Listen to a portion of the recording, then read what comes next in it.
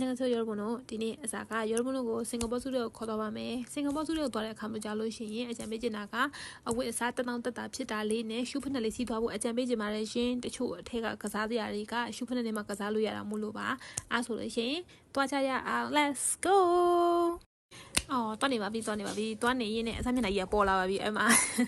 ဒီအပိုင်းအရန်ပင်ပန်းပြီးတော့လူကမင်းညာဒါအိတ်လိုက်တာဖြစ်တဲ့အတွက်ကြောင့်မျက်နှာကြီးကအဖောင်းနေပါတယ်လို့ဒီကမကြီးပေးကြပါလို့အခုတော့တွန်းနေပါတယ်ပေါ့နော်တွန်းနေပါတယ်အိုးကောင်းငင်ယူကြည့်လာလိုက်တာဆိုတော့လေဒီလားကောင်းငင်ယူတော့ကြတဲ့စုံတယောက်ကိုတော့သွားပြီးတတိယသေးတယ်โอเคဆက်သွားအောင်တက်စီဖြစ်ပတ်စကားဖြစ်ဆင်းလိုက်တဲ့အခါမျိုးကြလို့ရှိရင်အဲ့မှာစင်ကာပူဆူဆိုတဲ့ sign လေးကိုပြတဲ့အတိုင်းကိုလမ်းလျှောက်ဝင်သွားလို့ရှိရင်ရပါတယ်เนาะအဲ့မှာတွေ့ပါလိမ့်မယ်အဲ့မှာအယုတ်ကြီးနဲ့မှာအစားမြင်လိုက်တာထွက်လာပြီโอเคအခုက zoo ကိုရောက်ပါပြီ let's go အထက်ဝင်ကြည့်အောင်เนาะโอเคအဲ့မှာ ticket ရောင်းတဲ့နေရာကိုရောက်ပါပြီ ticket ကို online ရပဲဖြစ်ဖြစ် walk in ပဲဖြစ်ဖြစ်ဝယ်လို့ရပါတယ် cash or cat payment ရပါတယ်เนาะအဲ့မှာဝင်မေးလို့ရပါတယ်အဲ့မှာ cash counter နဲ့ cat counter က Beijing ကရမှာရှိပါတယ်โอเคဒါကအထက်ဝင်တဲ့ gate ဒီပါအဲ့မှာလက်မှတ်ကိုစကန်ဖတ်ပြီးတော့အထက်ကိုဝင်သွားလို့ရပါပြီเนาะโอเคပထမဆုံးစတွေ့ရမှာတော့ကိုကိုတိုင်းမှာဟုတ်ပါဘူးခရကိုတိုင်းမှာအကြီးပါပဲအရှိရလေးတော်တော်ကြီးပါတယ်ရှင်အဲ့မှာကြည့်ပါเนาะအဲ့မှာနှစ်ကောင်တွေ့ပြီးတော့တဲ့အခါကျတော့နောက်ထပ်တွေ့မလားဆိုပြီးတော့ရှာပါတယ်မတွေ့ပါဘူးမတွေ့တဲ့အခါကျတော့နောက်တစ်နေရာကိုကူးပါမယ်ရှင်โอเคဒါက flamingo လေးရှိတဲ့နေရာပါပုံနေပါတယ်ဟိုဘက်ကြောင်ထဲမှာတွေ့လားလူတွေကြားထဲကနေကြောပြီးရိုက်လာတော့ကြောင့်မူးသွားရင် sorry ပါโอเคအနိကဆွဲပြီးတော့ရိုက်ပြပေးပါမယ်ကြည့်လိုက်တော့နော်အဲ့မှာကြည့်အနိကပြပါမယ်အနိကမှာလှပါတယ်အနိကဆိုရင်နည်းနည်းလေးဝင်းနေပါသေးနော်မြင်ရတယ်ပဲကြည့်လိုက်ကွာသိရမလားတရားကြည့်ရင်ဇူးထဲတော့သွားကြည့်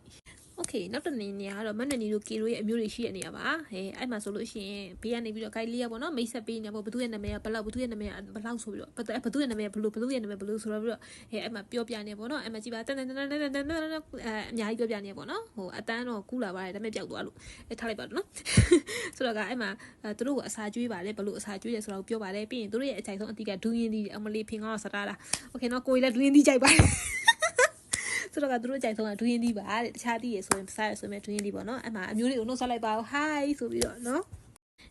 ်တွားကနေပေါ့နော်တွားကနေမှသူကပြောလို့မပြီးတဲ့အခါကျတော့သူ့ကိုပေါင်းရိုက်လိုက်တာပေါ့ guide လေးကိုပေါင်းရိုက်တာအစင်လေးတော့အပြင်မှာတော့စင်ပါတယ်အထက်မှာတော့ camera ထဲမှာတော့တိတ်ပြီးတော့မစင်ဘူးဒါပေမဲ့အပြင်မှာတော့ဆိုလို့ရှိရင်အရက်ကလေးကမဆိုတော့လေးရှင်းပြီးတော့စင်မနဲ့အထက်မှာပါပါတယ်သူကဘယ်လိုပြောမလဲမြောက်ကလေးတွေကိုဘယ်လိုဆိုတာမျိုးကိုသူကရှင်းပြနေရပေါ့နော်ဘသူရဲ့နာမည်ဆိုတာမျိုးတွေကအဲ့လိုမျိုးတွေကိုသူကရှင်းပြနေတဲ့အတွက်ကြောင့်မို့လို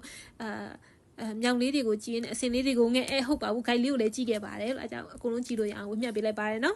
โอเคအခုကမြောင်လေးတွေကိုမုတ်ပြကျွေးနေတဲ့အခါကျတော့နှုတ်ဆက်လိုက်ပါတော့ဘိုင်ဘိုင်ဆိုတော့နောက်တစ်နေရာကိုထပ်ပြီးတော့သွားမှာဆိုတော့လေနော်ထပ်ပြီးတော့တေးချာအကြိုက်ကြည့်နေဆိုလို့ရှိရင်ဇူးလေးကိုသွားကြည့်ပါတော့တတာဘိုင်ဘိုင်ထပ်ပြီးတော့ဆက်သွားပါမယ်နောက်တစ်နေရာโอเคဒီမှာဝင်သွားပါပြီဘာစနာလည်းမသိပါဘူးနာမည်ရေးထားပါလေကိုယ့်တကူဖတ်လိုက်ပါနော်အဲ့ကိုဝင်သွားတဲ့အခါမှာကြာလို့ရှိရင်အဲ့မှာလီဆက်ကြီးကိုတွေ့ပါလိမ့်မယ်လီဆက်အကြီးပါတော်တော်ကြီးပါတယ်နည်းနည်းပေါ့နော်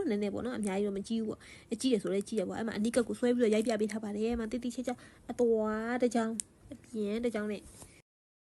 ကဲဒီမှာအဲ့ထဲမှာပဲအဲ့ဆန္ဒထဲမှာပေါ့နော်နောက်တနေရာဘာအကောင်လေးလေးတော့မသိပါဘူးအဲ့မှာတိတိလေးချစ်စရာလေးလှုပ်နဲ့သွားနေသူကကွယ်သွားတယ်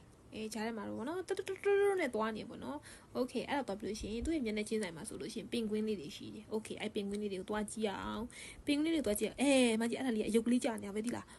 မလို့မရှက်ဒီလားအယုတ်ကလေးကြာနေရပဲဘယ်လိုရှင်မကြီးလမ်းလျှောက်လာလေးอ่ะလှုပ်နဲ့မလေးဟိုပါလေလမ်းဖယ်ပြီးခိုင်းတဲ့ပင်ကွင်းလေးတွေအောင်သွားတူတယ်ကြီးအမလေးဟိုရားစရာကိုင်ပေါက်လိုက်ရလို့တခါတည်းကြည့်တကားနာမှာနေတဲ့တယောက်ကလည်းချစ်စရာလေးဒီလိုက်မှာတကားနာမှာနေတဲ့တယောက်ကရှိသေးတယ်ဟိုးဆိုနာလေးမှာတွေ့လားတကားနာမှာနေတဲ့တယောက်မလေးသူကချောင်းကြည့်နေတာချစ်စရာလေးတော့โอเคနောက်ထပ်တနေရာထပ်ပြီးတော့သွားကြည့်ရအောင်ဒါကသူ့စင်တာထဲမှာမရှိတဲ့နောက်ထပ်အကောင့်တစ်ခုပါနော်အကောင့်တစ်ခုပါဆိုတော့သွားကြည့်ပါအဝေးရကြည့်ရင်တော့ချောပေးမယ်အနိကကြည့်ရင်ရုပ်ဆိုးပါတယ်အဲ့ထက်မှာနှစ်ကောင်ရှိပါတယ်โอเคနော်သွားကြည့်ပြီးလို့ရှိရင်ဘေးရောက်ထွက်လိုက်လို့ရှိရင်အမှ easy ဆိုတာရှိပါတယ်ထွက်လိုက်ပါโอเคဒီအကောင်လေးတွေကို Africa painting doll လို့ခေါ်တယ်သူတို့painting ထားပြီးတော့လုပ်တယ်လို့ပြောတယ်မကြည့်ပါဆွဲပြထားပါတယ်ထားပြီးပုံဆွဲတတ်တယ်နော်သူတို့ကနော်ကိုကြီးထက်တောင်သုံးကြသေးတယ်ကိုကြီးထက်တောင်တော်သေးတယ်အမလီတော့ပါတယ်သွားနေအချိန်တွေမှာတချို့နေရာရဲ့အနီးကရိုက်မိရပဲနဲ့ကြော်သွားရမျိုးဆိုလို့ရှိရင် sorry ပါကိုတေချာသွားပြီးတော့ကြည့်လိုက်ပါအချိန်အများကြီးမြလို့ပါနော် ဒါကတော့အယိုးကောင်းလေးပြထားတဲ့နေရာပါအနီးကကိုသွားပြီးတော့ကြည့်ကြည့်ပါအထက်မှာအဲ့ lion တို့ cheetah တို့အဲ့လို elephant တို့အဲ့လိုအယိုးကောင်းတွေအဲ့လိုသွားတွေကိုပြထားပါတယ်အဲ့လိုမျိုးပေါ့နော်အဲ့ဒါအခုပြထားတဲ့ဟာအဲ့ဒါ cheetah ပါဟိုးပဲအကြီးဆုံးဟာကအဲ့ဒါက lion မှာပြီးလို့ရှိရင်ဒီဘက်ကအညိုရောင်လေးဟာကအဲ့ဒါ elephant ရဲ့တွားလို့ပြောပါတယ်ဒါကတော့ zebra ပါ zebra ကိုရိုက်နေတဲ့အချိန်မှာ zebra အဆင်ဝတ်ထားတဲ့အန်တီရဲ့အရှိအနေဖြစ်ခောက်သွားတဲ့အခါကျတော့တွေ့ရ zebra သာကြည့်လိုက်ပါတော့နော်အနီးကကိုတွားပြီးတော့ဆွဲလို့အဆင်မပြေလို့ပါအချိန်လေးမရလို့ပါမိုးကရွာကနေနေဖြစ်နေလို့မြမြမြသွားလိုက်ရတာမို့လို့ပါနော်ဒါကတော့နောက်ထပ်အကောင့်တစ်ကောင်းပဲဘာအကောင့်လဲလို့အဲ့မှာသာဖတ်တာကြည့်တော့နော်တခါကြလို့ရှိရင်ကိုထွက်တဲ့အတန်နဲ့အကောင့်နာမည်တွေကမှားလို့ရှိရင်နေထိုင်နေသိတယ်မလားအဲ့တော့အမှဆွဲရိုက်ထားတယ်အဲ့ထက်မှာ9កောင်တော့မှသိလား9កောင်တော့မှအမှ1កောင်2កောင်3កောင်ပဲပါလာမယ်တူတယ်ကိုရိုက်တဲ့အထက်မှာဒါပေမဲ့တကယ်အဖြစ်မှာအဲ့ထက်မှာလည်းအဲ့နေရာတိတိမှလည်း9កောင်တော့မှပါဒီမှာအဲ့အကောင့်လေးကလည်းချစ်စရာလေးပါအဲ့မှာနော်ဒါအကောင့်ပုတ်ထားတာမကြသေးဘူးလို့ပြောပါလေအဲ့မှာချစ်တော့ချစ်စရာလေးပါဆိုတော့မကြည့်လှုပ်လို့နေအဲ့မှာသူတို့ရဲ့နာမည်ကိုအရှိမဆိုင်းဘုတ်ကြီးနဲ့ရေးထားပါတယ်ကိုဖတ်ကြည့်ပါနော်မဖတ်တယ်လို့ရှိရင် Google သွားချပါနောက်တာဒါလေးကတော့ giraffe လေးပါ level အရှိကြီးနေပေါ့နော်တခုခုမျောနေသလိုပေါ့ဒါပေမဲ့အပြင်ဘက်မှာတော့သွားပြီးတော့မမျောပါနဲ့မျောနေလို့ပြန်လာမှာမဟုတ်ပါဘူးနော်ဒါကျုံလုံးလေးပြောပြတာပါโอเคဒါကအထက်မှာ lion ရှိရလို့ပြောပါတယ်ဒါပေမဲ့မတွေ့ခဲ့ပါဘူးချုံမိုးပဲတွေ့ခဲ့ပါတယ်အဲ့တော့ကြောင့်မလို့ကျမချုံမိုးပဲရိုက်ခဲ့ပြပါတယ်အခုနောက်တစ်နေရာကိုဆက်ပြီးတော့သွားအောင်ပါနော်ဒါကတော့ကလေးရှိရဲ့မမေအတွက် keep club ပါ keep club ကို keep wall ဆိုပြီးအဲ့မှာခေါ်ပါတယ် level 1 2ဆိုလို့ရှိရင်အခုဇာတို့ဝင်သွားတဲ့နေရာက level 1 2ပါအဲ့မှာရေစော့လို့ရတဲ့နေရာရှိတယ်အဲ့လိုတစ်လုံးအိမ်ပုံစံမျိုးရှိပါတယ်အောက်ကိုဆင်းသွားလိုက်ပါအောက်မှာဆိုလို့ရှိရင်အဲ့မှာကစားစရာနေရာတွေရှိပါတယ်အဲ့လိုဒန်းလေးတွေအပေါ်ကိုတင်းလုံးအိမ်တက်ဆော်တာလေးရှိပါတယ်ရှေ့မှာစားတော့ဆိုင်တွေပါရှိပါတယ်နော်အဲ့မှာတွားပြီးတော့စားလို့ရပါတယ်အစားမြင်နိုင်တဲ့ခပ်ပေါ့တစ်ဖြတ်ပေါ့နော်ထိုင်နားလိုက်ပါပြီတော်တော်ပူပါတယ်တော်တော်ပူတဲ့အတွက်ရက်တွေပါတယ်ခက်နေပါတယ်အမလီချွေးတွေပါတယ်တော့ပြန်နေပါတယ်ဒါပေမဲ့ညလုံးကြီးကမှိတ်လိုက်ပါသေးတယ်အရန်ပူပါတယ်ပေါ့နော်အရန်ဒီပူပါတယ် IT နေ့ကအရန်သိရမလားညလုံးကြီးကမှိတ်ပြလိုက်သေးတယ်โอเคအမှစိတ်ဝင်စားလို့ရှိရင်ကော်တွန်ကန်ဒီဝင်စားလို့ရပါတယ်ကော်တွန်ကန်ဒီကဈေးကြီးပါတယ်အမလေးသွားစားလို့ဆိုပြီးကြီးကြ9ကျက်နဲ့10ကျက်တယ်ဖူကစ်မှာဝယ်တော့4ကျက်ကျော်ပဲပေးရတယ်